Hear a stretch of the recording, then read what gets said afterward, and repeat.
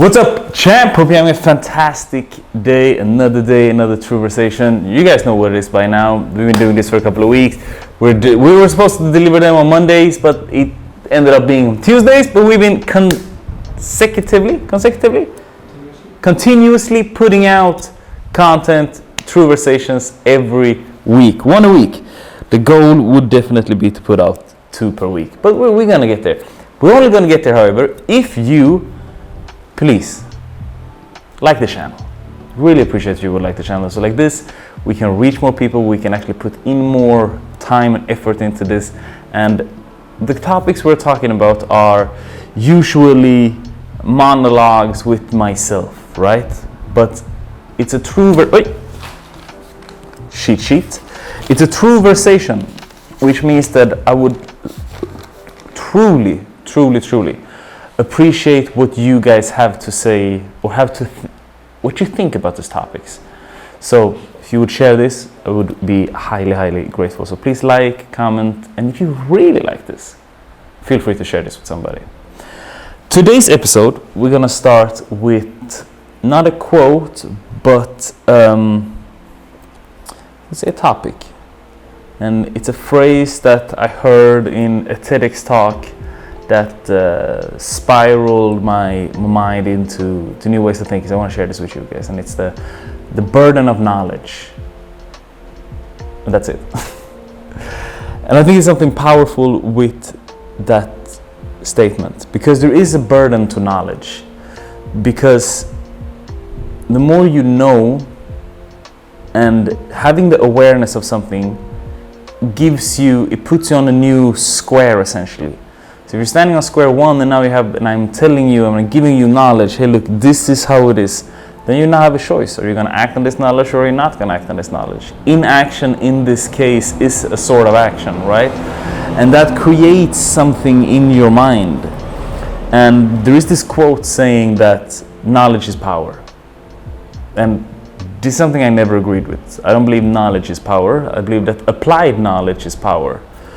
Because knowing and not acting on it is exactly this. There is a burden to knowledge and you're deciding to not acting upon it. So where does that leave us? And what does that make you? Let's come up with an example here to put some context to this. So if you tell me, which a lot of people do, saying, hey, I'm dealing with, I really want to lose weight, I'm struggling with self-love, and I don't like the way I look. And I'm telling you, well, if you just do exactly what I tell you for 5 minutes per day, this is going to help you with your self-love, with the way you look, and just your overall quality of life. And it's called exercise. I want you to do HIIT training, these specific exercises for 5 minutes every day. And I promise you, within a month of time, you're going to feel way better. That's the recipe.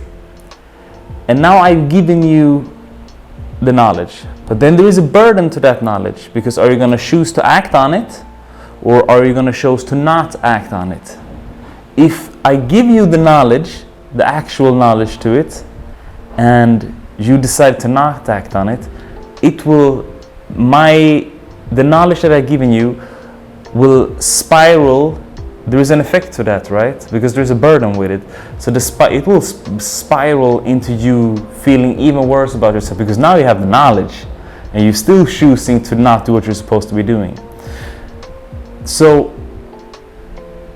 from my perspective as a coach, right, there is a lot of times, I can tell you this right now, there's a lot of times when I meet people on the streets, and they don't ask me for advice, but they are venting, they're ventilating, right? It's like, oh my God, coach, like I really need to train, like I'm feeling this, like I have low self-esteem, blah blah blah blah blah. They don't ask for my advice, but they are venting. So, and I don't want to give them the burden of knowledge. I don't want to put them in a situation where they effectively have to, because I know the majority of these people won't take action on what I'm saying, right? They won't take action on the words I'm giving them. They won't take action on the tips I'm giving them, even if it's literally just 5 minutes per day. So it doesn't make any sense for me to do that, because it's just going to spiral them into feeling even worse than they did at the beginning. And I truly think that that's the definition of self-hate. Knowing how to improve, but choosing to not do it. Wouldn't that be the definition of self-hate? Knowing what to do, knowing how to feel better, but then essentially not acting on it. Why? Just for the sake of you. Why don't you? Right? Because I truly believe that if I know something and I don't act on it, I see it almost as a spiritual sin of myself or for myself. So if I know for a fact that taking this drug is a bad thing for me, or eating this food will make me feel bad, and I still choose to do it, I see it as a spiritual sin towards myself. Like, why do I do that? What is it inside of me that makes me want to do that? Because we all have this thing, right? It's even written in the Bible about this. It's even written in the Bible. It's about sloth, laziness. We are so reluctant to do the work that is in front of us, right? So let me come up with an example here. Like, let's say, for example, like I see a lot of people here. It's not a big thing, but me, for example, if I have this piece of paper, like for me throwing, or let's say when I used to smoke cigarettes, it's even better. When I used to smoke cigarettes, or even now having chewing gum, when I eat chewing gum, if I spit it, I have a real hard time spitting it out on the ground. I have a real hard time doing it. And sometimes I do it by reflex, right? Like, and then I catch myself. And I know because I have the knowledge, right? I have the burden of knowledge. I know that for a fact that this is not good for nature. And I can potentially kill an animal, or it's just not good for nature, right? I'm not gonna put myself on a high horse now as a vegetarian or a vegan because I'm eating meat now. So, but you get the point. So if I spit out the gum on the ground and I then check myself, it's like, why did I do that?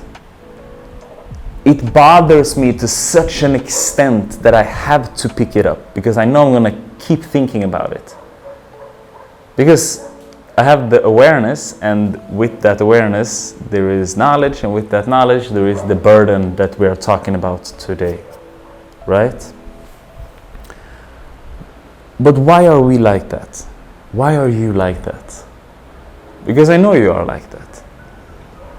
It doesn't matter if it's meditation, training, reading, staying away from alcohol, whatever the case may be. There are so many things that you do that you know for a fact is not good for you. So why do we do that? I think it's even I think that's something inside of us, honestly. I think that's something inside of us that we are looking for to constantly stimulate. I think that's one thing of it. I think we're constantly in a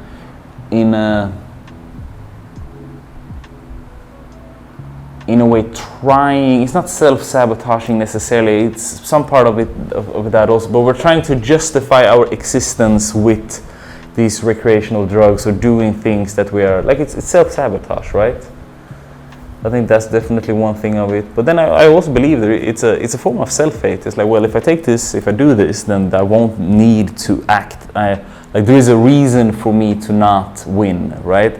I heard John Jones, arguably one of the best fighters that ever walked the face of the earth. He used to do coke. He used to do cocaine just a few weeks or a week before his fights. And he used to party really, really fucking hard 1 week before his fights. And then he's going up for world championships. And he said in an interview, he's like, and he used to win. He still won. But he said that I did that to myself, that so if I would lose, I could blame that. I'm gonna party now, so if I lose on this big event, I have an excuse, or I have a reason for me to not winning, right? But I just find that so interesting. I find that so interesting that we are like that, because we are like that in one way or another, all of us. All of us are in one way or another like that, and it doesn't really matter if it's on a big championship level. It could be as simple as, again, what I said, like spinning out gum. It could be if I know, for example, another example, if I know that cleaning my room, having a clean room boosts my productivity and boosts my happiness, if I know that cleaning my bed, making my bed boosts my productivity, and I don't do it, what am I doing? What am I doing? Why am I ignorant to the things that I know, right? So you're ignorant to the things that you know because you're ignoring them. But then there are people that are slaves to the things that they know. So there is a counterbalance to this, right? A lot of things we're talking about here in civilization are polar opposites. So people that are ignorant, ignoring the things that they know. And then there are people that are slaves to the things that they know. I used to have friends that lived in America in this digital marketing sphere, and they were so locked to their routines that it became a burden to them. It became a handicap almost. Like it didn't serve what it was supposed to be serving, because a routine is supposed to serve something that boosts your productivity, boosts your calmness, like puts a foundation on something that you later can build upon. So their whole existence was so tied into this routine that if they didn't do that, everything fell. Everything fell. And I think that's so interesting, because it was really like, yeah, but you see this with people that go into spiritualities, people that are, it's like they are really finding spirituality and meditation, and they're like, this is their new religion. Like I met a guy, say it like this. I met a guy here in Cape Verde, and he goes, yeah, well, I'm really into meditation, la la la. Like I've been going on camps, I've been going on this, I've been going on retreats, la la la. I've been really doing it hard for the last 2 years. I'm like, nice. Like I've been meditating for it's almost close to 10 years now, honestly. Like on and off. Like I'm not gonna say I do it every day, but the majority of the days I do it, and but I really like it. Like I have a good flow. I don't judge myself when I don't do it, but I try to push myself into doing it. He's like, yeah, well, like we were sitting at a bar. He goes, well, even when I'm sitting here at the bar, I can feel that there is so much energy. So I'm almost sensitive to the environment here, like. And I swear to you, I thought to myself, of course you are. Of course you are. It's so, his answer was so obvious, because I've seen people like this previously. You go so much into meditation and mindfulness and all of that stuff that it becomes a burden for you. Like this is no longer beneficial for you. Like, wait, so you've been meditating so much that now you can't spend time at the bar? It's not even a bar, it's a restaurant. It's a restaurant by the beach. You've been going so deep into meditation for the last 2 years that you can't enjoy a lunch on a secluded island in Western Africa, in one of the smallest countries in the world, one of the most relaxed countries in the world. You can't enjoy a simple lunch because there is too much energy. So is that really beneficial for you then? Is that really beneficial to you? Or are you really a slave to the things that you now know? Because the whole point of meditation is to be able to be good in life, unless you're a monk, right?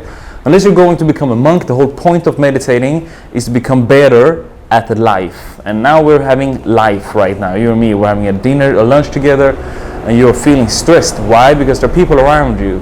What have you been meditating for? What have you been meditating for? The whole point is to be able to chill in moments like this. So we have a pandemic, an epidemic of people being obsessed with self-development content but reluctant to do the actual work. People are addicted to self-development but reluctant to do the actual work. That's what I truly believe. Because if you would apply all the things you're seeing and watching, even you guys are watching these videos and putting my content, it's like, at some point, what are you doing? At some point, when are you going to start acting on the things that we're talking about? These are true conversations that we're having here. At what point are you going to act on them? Right? At what point you're gonna actually do what is supposed to be done? Because all of these things, it doesn't matter unless you act on it. It doesn't matter unless you act on it. And then you can ask yourself, okay, but now, okay, perfect, Coach Sebastian, now I'm here. What do I do? What do I do? How do I? Because laziness is the antidote to applying knowledge, right? Because applying knowledge is what? Taking action. Taking action. And laziness and sloth is the antidote to that. So what do? First things first, you apply brutal honesty. Brutal honesty to yourself and to the people around you. That's step number one. All the time be honest. All the time be honest. So what do? Be honest with yourself. Like, okay, I should, brutal honesty, and you can also throw in self-governance in there. Because you're governing yourself, right? You're governing your higher self and all the thoughts that you're having. Okay, well, I know for a fact that if I go around in, I have home office, and if I go around in underwear all the time, I don't leave my home, I don't take a shower, I don't brush my teeth, I don't do my bed, I don't clean my house, I know for a fact I won't get as much shit done, right? That's obvious by now. I think we have enough science and research being able to back up that statement. So, but then you are actively choosing to not do it. But you know for a fact you should do it. But you're letting your laziness take over. But if you're if you're practicing self-governance and you're brutally honest with yourself, you say, hey, make sure to step your shit up. Make sure to show up for yourself. This is why I keep coming back to staying sharp. Because staying sharp is a lifestyle. It's not only what we do to meet our partner or to satisfy partners. Even if I don't have a partner, I'm still showing up sharp as a tack every day. Why? Because I know I perform better. Research is saying that. I don't need nobody to show up for. It's self-governance. You gotta do that for yourself. That's what this whole thing is about. So at what point are you going to stop consuming and start producing, start doing, right? Because at some point it becomes an echo chamber, because the algorithm knows you better than you know yourself. So you get fed things that you think are good for you, and they use it as an excuse. And we all do this. You know that true conversation is a conversation from me to me. This is what it is. But I'm also sharing it out loud, so hopefully you get some value from it. I'm not just shitting on you, I'm shitting on myself as well. But at what point are we going to stop saying, yeah, well, I'm listening to this content to be inspired? And when are you going to start taking action? Because enough is enough. Enough is enough. I can't lie to myself. I can't. I have a real hard time doing it.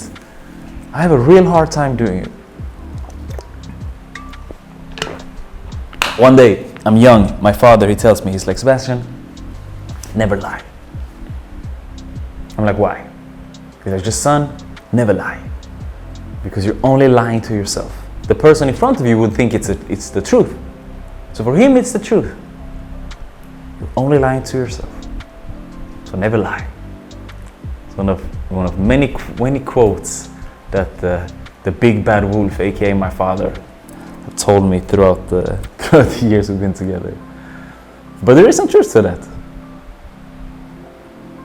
And at some point, you have to look yourself in the mirror and live with that person. But here's the thing. There's a burden. Let me take my glass off. There is a burden to knowledge. And if you're still watching this, now you know. Are you going to act on it? Or are you just going to let this be one of a gazillion YouTube, TikTok, Instagram, Twitter content that you just consume throughout this entire weeks? Or are you actually going to do something with the knowledge that I just given you? because there is a burden that comes with knowledge. So are you going to act on it? Or are you not? I know I will. Hopefully you got something out of this today. Please again, I feel we're getting better. I feel conversations are getting better. So please like, subscribe, comment, and if not, don't worry about it. We'll keep going. Stay sharp.